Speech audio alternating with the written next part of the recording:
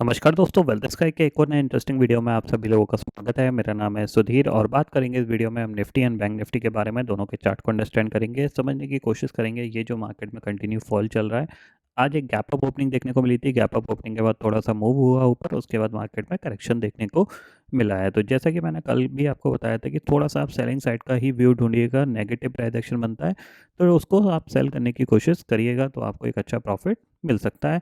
तो वैसा ही यहाँ पे आज के दिन में होता हुआ दिखाई दिया। ऊपर से फिन निफ्टी और बैंक निफ्टी जिस तरीके से गिरे हैं, तो वीकनेस दिख रही है मार्केट में, और ये वीकनेस हो सकता है आपको बढ़ती हुई दिखाई दे सकती है, क्योंकि अभी तो मार्केट ने कोई करेक्शन नहीं दिखाया है। ठीक है, तो समझते हैं यहाँ पे कल मार्केट कैसा रह सकता है, क्योंकि कल बैंक निफ्टी की एक्सपायरी है।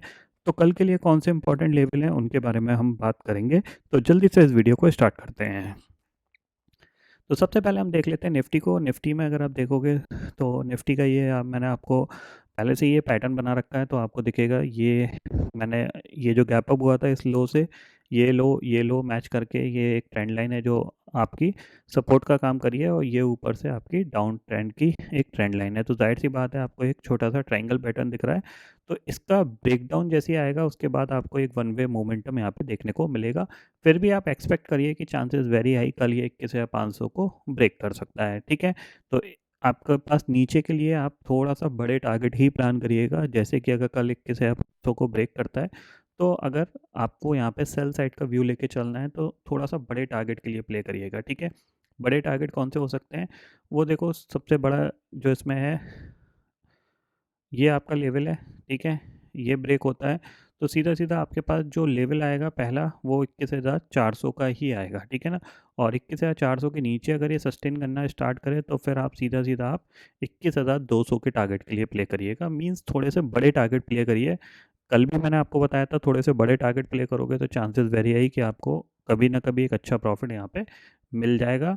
तो निफ्टी के केस में यही है, क्योंकि जैसे ही 21,400 के नीचे ट्रेड करना स्टार्ट करेगा तो उसके बाद इसके पास कोई ज़्यादा सपोर्ट नहीं है, क्योंकि ये सारे लेवल 21,200 21,100 ये सब ट्रेड किए हुए हैं। जब ये यहाँ पे फॉल हुआ था तो ये सारे लेवल्स यहाँ पे ट्रेड किए हुए हैं, तो ज़्यादा कुछ सपोर्ट के लिए इसके पास है नहीं। ठीक है ना, तो इसके पास सीधा सीधा जो टारगेट मिलता है, अगर 21,500 के नीचे की बात करूँ मैं, तो वो आपको सीधा टारगेट जो है मेरे हिसाब से वो 21,340 और 300 का होना चाहिए। यहाँ पे 21,500 के नीचे, यानी 200 पॉइंट का करेक्शन आप देख सकते हो यहाँ पे। हो सकता है वो करेक्शन थोड़ा सा और तो एक्सटेंड हो, तो अराउंड आप 21,212 नहीं, 21,240 का आपका ये टारगेट होना चाहिए, ये वाला।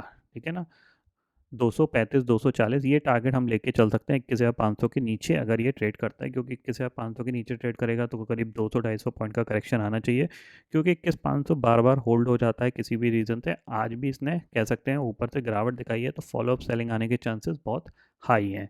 ठीक है, निफ्टी का ये व्यू हो गया। बैंक निफ्टी की कल एक्सपायरी है, बैंक निफ्टी को समझते हैं। तो बैंक निफ्टी के लिए सीधी सीधी बात है कि अगर आप देखोगे तो बैंक निफ्टी का अगर मैं यहाँ पे आधे घंटे का टाइम फ्रेम के हिसाब से देखूँ, तो आपको क्या दिख रहा है, चैनल था, चैनल का जाहिर सी बात है लोअर हैंड पे आ चुका है।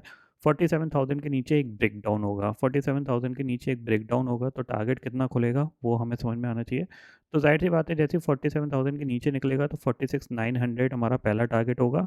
46,900 जैसे ये ब्रेक करता है तो फिर आपके पास सीधा सीधा जो टारगेट होना चाहिए वो अराउंड 46,500 का ही होना चाहिए, क्योंकि इसके बाद कोई यहाँ पे टारगेट नहीं है। दूसरी चीज़ है कि एक चैनल से बाहर निकलेगा, तो चैनल से बाहर निकलेगा तो नॉर्मली चैनल से जब मार्केट बाहर निकलता है तो उसका डबल का फॉल हम एक्सपेक्ट कर सकते हैं, यानी जितना चैनल वो था उतना ही नीचे शिफ्ट हो सकता है। तो जाहिर सी बात है अगर आप 47 से 4800 या 48,400 भी देखते हो तो करीब 1,400 पॉइंट का ये चैनल था।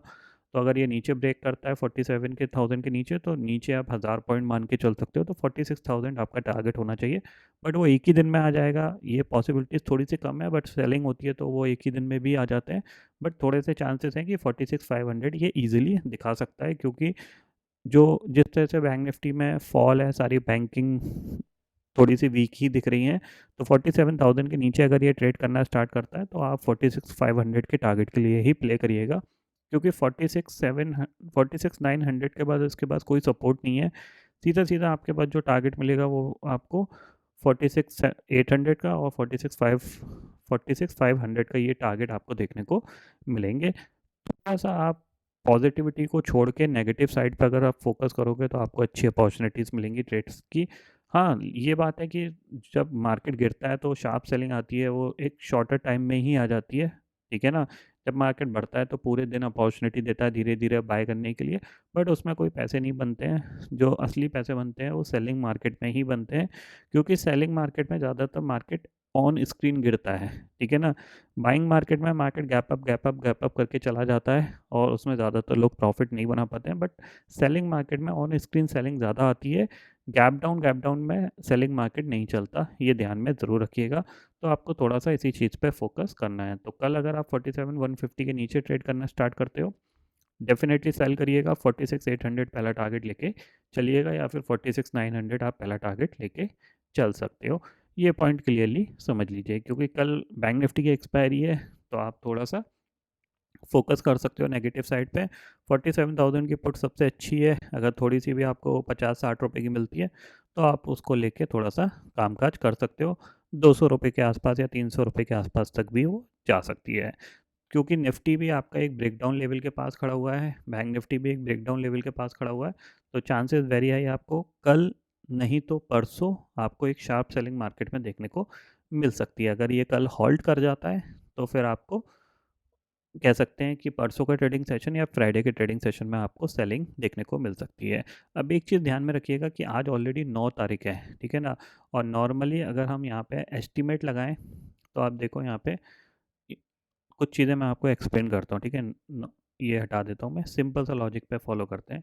आज 9 तारीख है, ठीक है? अभी यहाँ से अगर हम देखें तो निफ्टी आपका 21,500 है। लेट अस सपोज को 5% का करेक्शन दिखाना है, ठीक है?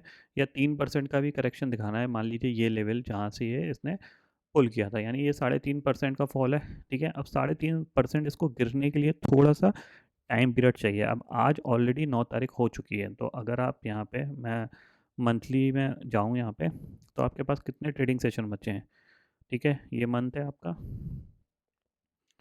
अब आपके पास कल का ट्रेडिंग सेशन 1, 2, ठीक है? 2 ट्रेडिंग सेशन ये आपके, सॉरी, 1, 2, 3, 3 ट्रेडिंग सेशन ये, उसके बाद 4, 5, 6, 7, 8, 9, 10, 11, 12, 12 ट्रेडिंग सेशन आपके बचे हैं, जिसमें 12 ट्रेडिंग सेशन में 2-3 ट्रेडिंग सेशन ऐसे होंगे जो आपके नॉर्मली साइडवेज में चले जाएंगे या फिर पुल बैक में चले जाएंगे, क्योंकि मार्केट कोई स्ट्रेट लाइन में नहीं गिरता। मार्केट अगर गिरेगा तो पहले गिरेगा, फिर पुल बैक दिखाएगा, 1-2 दिन होल्ड करेगा, फिर गिरेगा, ठीक है ना? इस तरीके से बिहेवियर करेगा।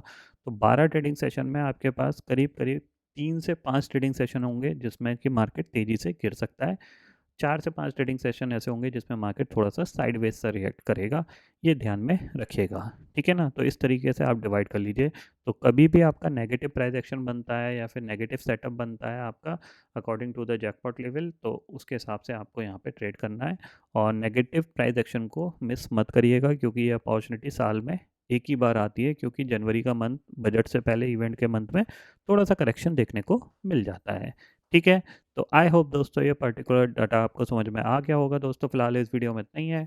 आई होप ये वीडियो आपको पसंद आएगा। वीडियो पसंद आता है तो लाइक और शेयर ज़रूर करिएगा, और चैनल को जो सब्सक्राइब कर लीजिए, क्योंकि मैं सुधीर लेके आता रहूँगा हर दिन आपके लिए नए नए वीडियो।